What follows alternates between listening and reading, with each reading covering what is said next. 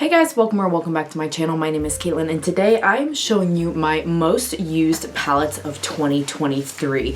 I did this video once halfway through the year to show you so far what I had been using, and only 2 out of these are the same as those 8 that I had mentioned in that video. I'll leave it linked if you're interested in seeing what is close to the top from earlier this year, but these are the final numbers, the top 5 palettes that I've reached for the most this year. And to no one's surprise, they are all indie palettes. So if that sounds interesting to you, keep on watching. Before we get into the palettes, if you have not already, I would love it if you would consider subscribing. I upload videos twice a week. It is totally free to subscribe, and I would love to have you back again on the channel to chat in the comments all things makeup. So these are not ranked per se, but I'm going to leave the one that I use the most for last.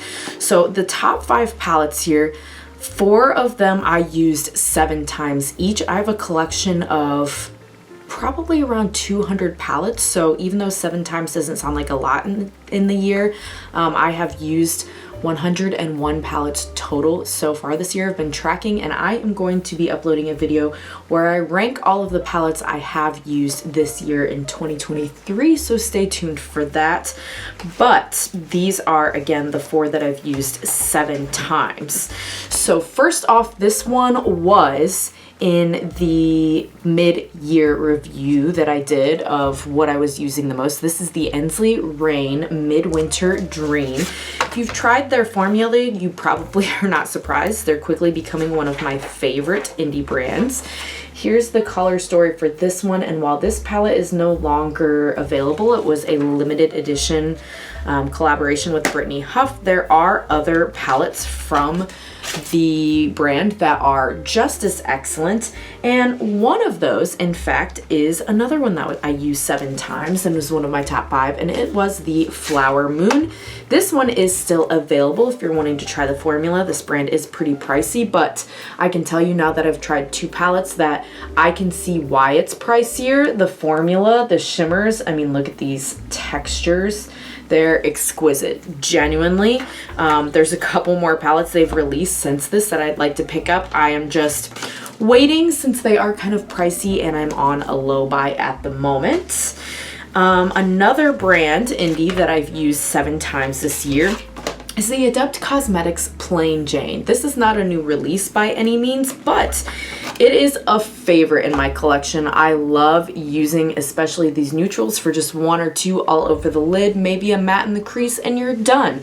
This is my simplicity palette, or my palette where I want it to look like I did something really fancy and like, ooh, but it's easy.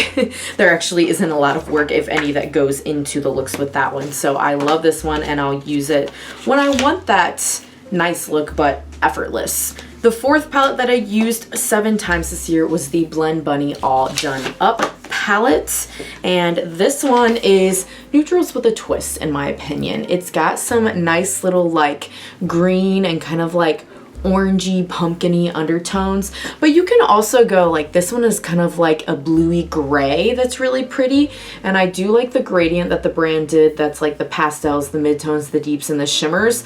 I like this format a lot more. I know the brand has talked about why they laid out like the Sickly Sweet in some in their Machina, their newer releases, not in this gradient, but I personally prefer this layout. Just personal preference, but this one is just really nice for neutrals, but not boring neutrals. And speaking of neutrals, but not boring neutrals, I was kind of surprised that my top palette, my top used palette of 2023 is a neutral palette. Especially because if you're new to my channel, I'm not any sort of shy person when it comes to color, as I'm wearing a very neutral look. I have a concert for work tonight, so I went neutral so that it could go with my concert black once I change here. But 15 times I used the Glaminatrix Nearly Natural palette. Much like the All Done Up, it is neutral, but it's kind of neutral with a twist, and these shimmers are so reflective.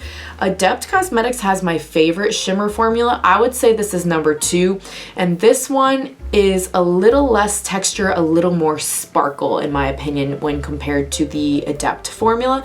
So it depends if you want texture to your shadow, if you want it smooth. If you want an ultra reflective, sparkly, like it almost looks like glitter without being pressed glitter.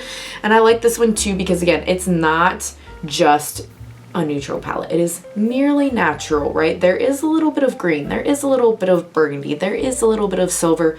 It's just different enough to not be boring in my mind. And that's how I personally like to wear my new. So yeah, guys, I know that was a quick one today, but wanted to share my top used palettes of the year. What's interesting is when I do my ranking of all my palettes, I don't even know if those would be my favorite palettes or my top ranked palettes I've used this year, but they are the ones I've used the most. I find those two things aren't necessarily exactly the same. Sometimes I just use like the nearly natural more because I do need something that is neutral enough to go with certain outfits if it's a specific function and I need my makeup to match my outfit, or I have something that's more of like a glam event that I want to be more neutral and less colorful. But let me know in the comments down below, is there a certain palette or several palettes that you know you've reached for a lot this year, whether they're brand new or super old in your collection? I would love to know and hear from you.